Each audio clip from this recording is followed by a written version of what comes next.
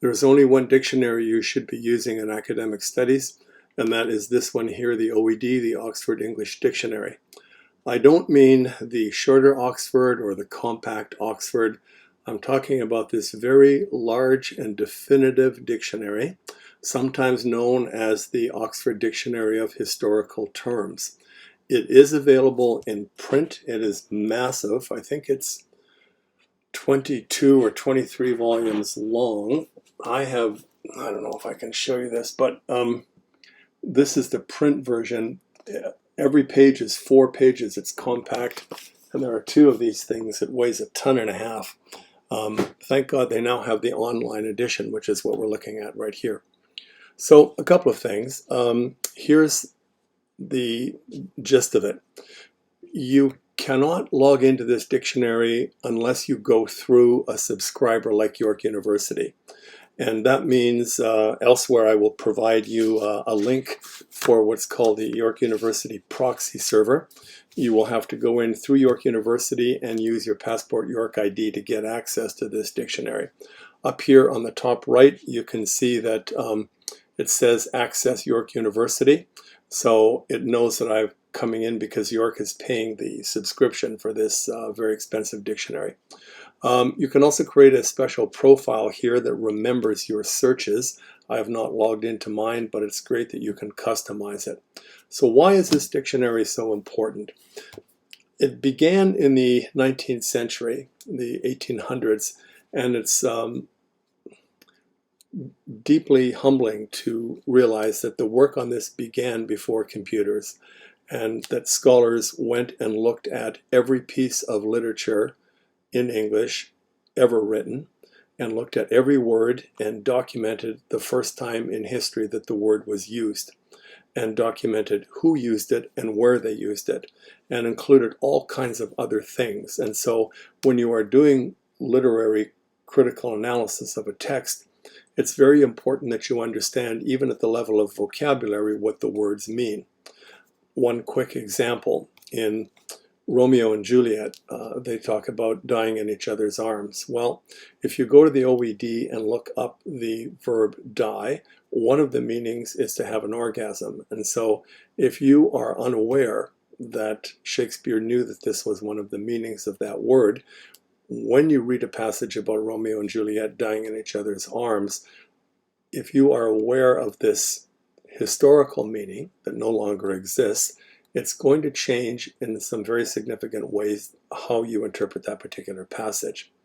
Because the OED also provides us the year in which the word was used, you'll be able to tell whether or not that meaning is appropriate for your text.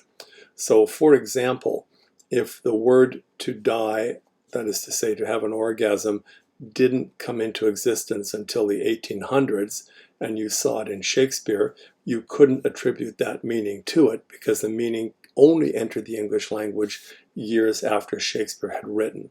But if the word appears in the OED before the year in which your literary text was published, then that meaning is up for grabs as a possible way to interpret it. So let me give you a tour first of what's in here. There is a lot of information. You can browse the whole dictionary right here. You can browse by category. There are some interesting things you can play with here. The timelines discover when particular words entered the English language, and all kinds of things. There's a word of the day over here. Today's word is billywitch. Came in 1933. There are some recently indicated words here. When we go down a little bit, I just want to, there's so many things I could talk about, but I just want to do a couple so you get a sense of how profound this is. The English language is always changing, and new words are constantly being invented by people and brought into the OED as part of the English language. Now, elsewhere I've talked about the notion of canonicity, which is I've described as the orthodoxy of legitimacy. As people begin to make up new words, and for example, the word selfie is not around. If you look 20 years ago, that word did not exist anywhere. But as people began to use the cameras on their phones to take pictures of themselves, the word selfie got used more and more. And it's the OED actually that determines the canonicity of a word. In other words, if the word is in this big OED, you can officially say that it has entered official use in the English language.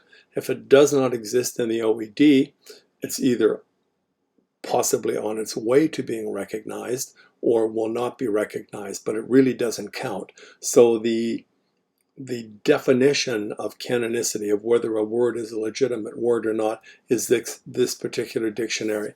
If you are a Scrabble player, this is the only dictionary you would ever use. There is a list here, so for example, the latest update. When I click on this, I'll just go to the 2019 updates. Every couple of months, the OED publishes a list of new words that have entered the English language. So let's see here. Here's one, a brand new word called skunk ape that just entered the official usage in the OED in 2019.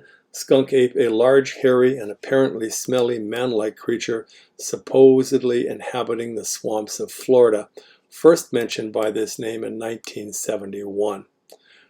Here are some new words that came up this year also: e-bike, Pharaoh, spritz cookies, cookie press, a different meaning of fever to mean an intense enthusiasm for something.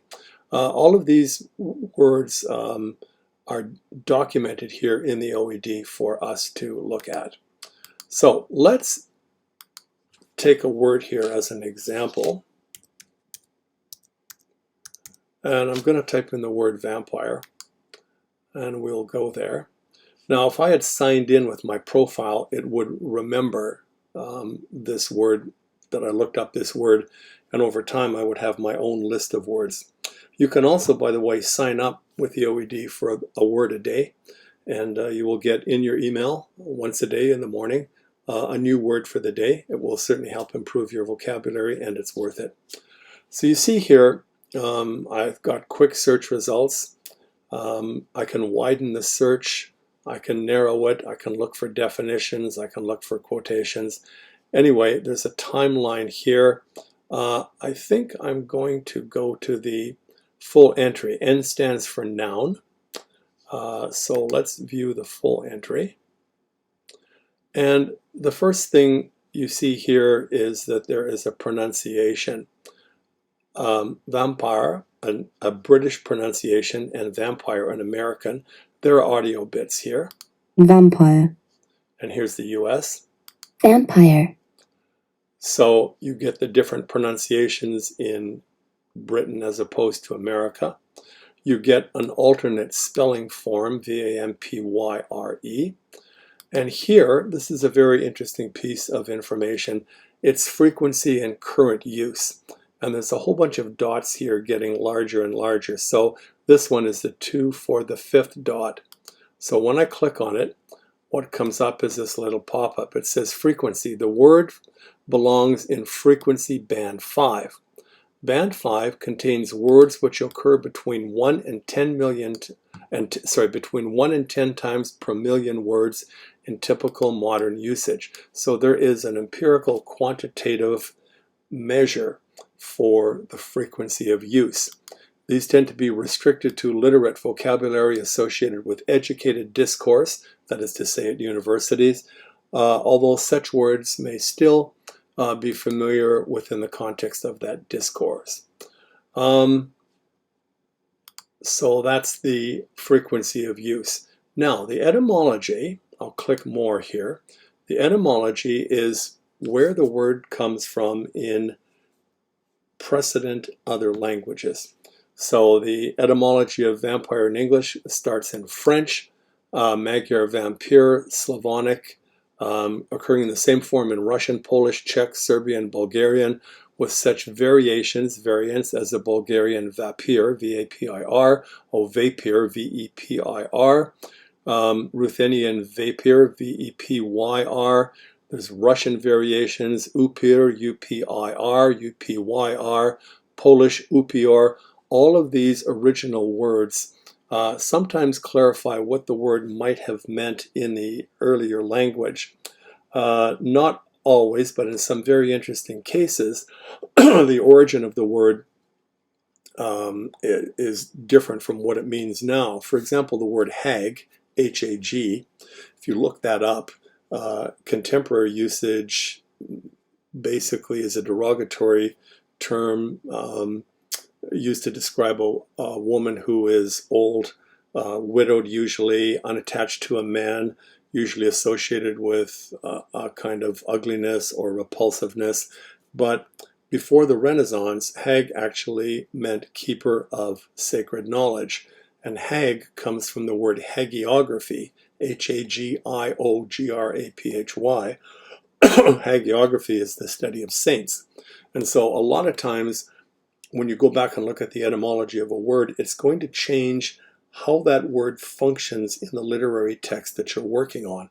And as I say, it can give you some great possible nuances of meaning that will help you interpret the text.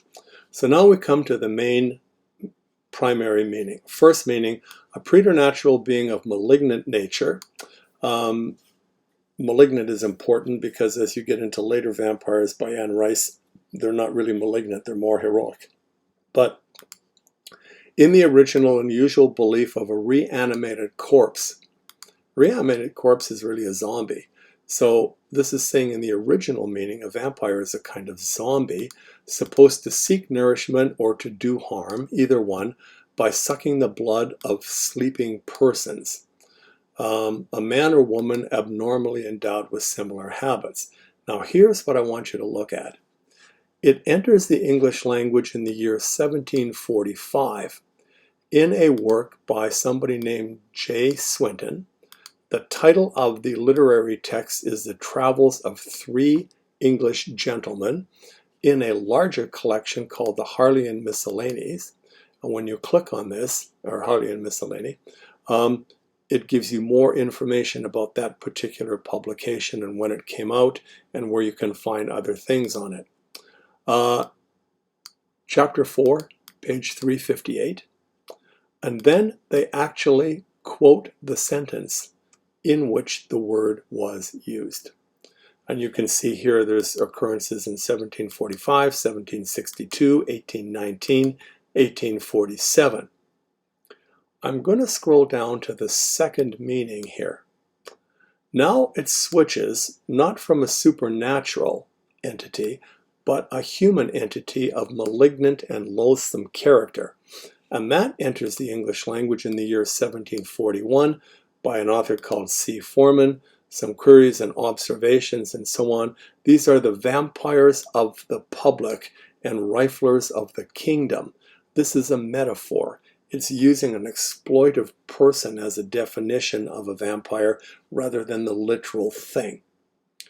To scroll down even further, look at this. By 1862, it comes to mean an intolerable bore or a tedious person. That's a whole different meaning. Only enters the language in 1862.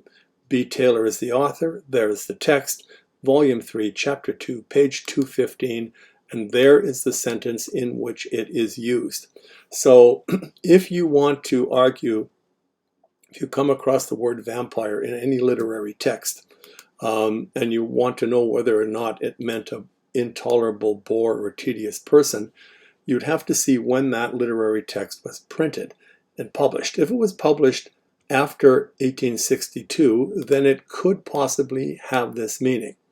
If it was published before 1862, this meaning would not be possible because the only time that it was used, and the very first time was 1862.